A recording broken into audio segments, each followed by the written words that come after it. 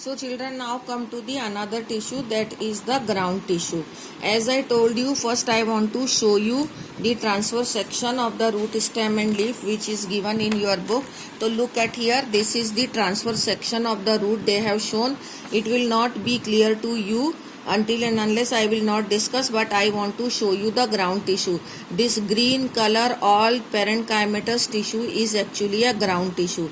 This is its epidermis and this is its vascular tissue. So in between the epidermis and vascular tissue, this all is ground tissue, and it is here you can see that it is parenchymatous tissue is shown here, okay, in the root.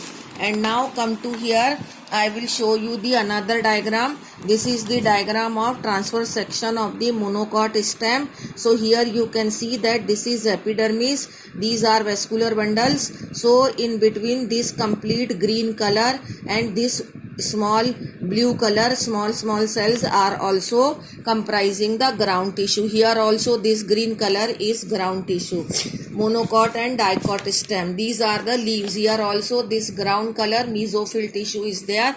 This all is what? It is a ground tissue. By this you can understand that for what we are here discussing. Okay, now come to here the ground tissue. No, this page. Ground tissue. Here it is very simply written. It is all the combination of the ground tissue of root, stem, and because we are here discussing general about the ground tissue of root, stem, leaf and all. So somewhere the ground tissue is parenchymatous, somewhere it may be sclerenchymatous, somewhere it may be cholenchymatous also. When we will discuss the spatial root, stem and leaf, then you will find ki where it is parenchyma, where it is cholenchyma and where it is of sclerenchyma. Okay, in leaf it is called as mesophyll tissue. So in between the epidermis and vascular bundles, what all tissue is present, which I have shown you previously in those diagram, that all is called as ground tissue. Now it is coming the very important topic, which is what? Which is a vascular tissue. Now vascular tissue, as I have shown you, this is all vascular tissue. This is all vascular tissue. So in vascular tissue actually the vascular bundles are there, and these vascular bundle comprises the xylem, phloem and cambium. So on the basis of the position of xylem and phloem and the position of cambium, the vascular bundles can be categorized in various ways. Okay. So first term it is given here the cambium. So cambium is actually present in the dicot plants only, in the root and stem both, in between the xylem and phloem. Okay. If cambium is present in the vascular bundle, then those vascular bundle are called as open vascular bundle. So this is the first type of vascular bundle, which is called as open vascular bundle. Here you can see that this is representing a phloem, this is representing a xylem, and cambium is present in these between two. Then it is called as what? Open vascular bundle. What is conjoint? I am going to tell you later on. One by one we will take. And in this you can see that xylem and phloem are there, but there is no cambium. So it is a type of closed vascular bundle. It is present in monocot, and in dicot the open vascular bundle is present. Okay. So these are the two terms, open and closed vascular bundle. Close are present in monocot and open is present where cambium is present. They are called as open vascular bundle.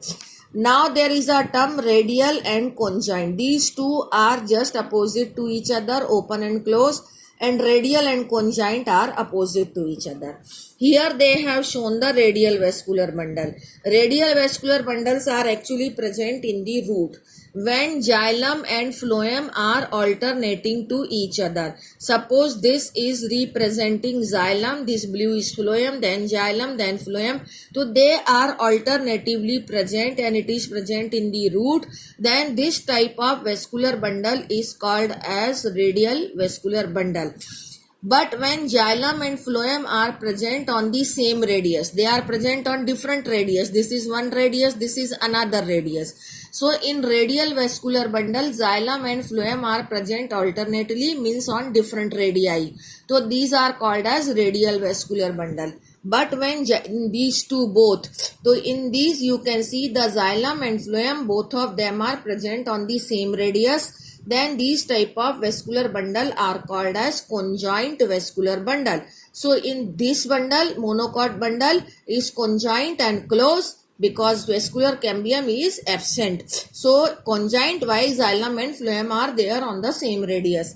This is conjoint and open because the vascular cambium is present and xylem and phloem are there on the same radius. So this way we can say that vascular bundles are of these types: open and close, conjoint and radial. Okay, and exarch and endarch I have already told you when we had discussed the xylem. When the protoxylem is towards inner side, then it is called as endarch vascular bundle, and when protoxylem is towards peripheral side, this is its peripheral side and this is its inner side. Okay, this we will discuss tomorrow again when we will be discussing the anatomy of dicot root. Up to here we had discussed all general characteristics, all general plant tissue. Now we will specifically be discussing the study of dicot root, in which the what all special tissues are present in the tomorrow's lecture. Thank you.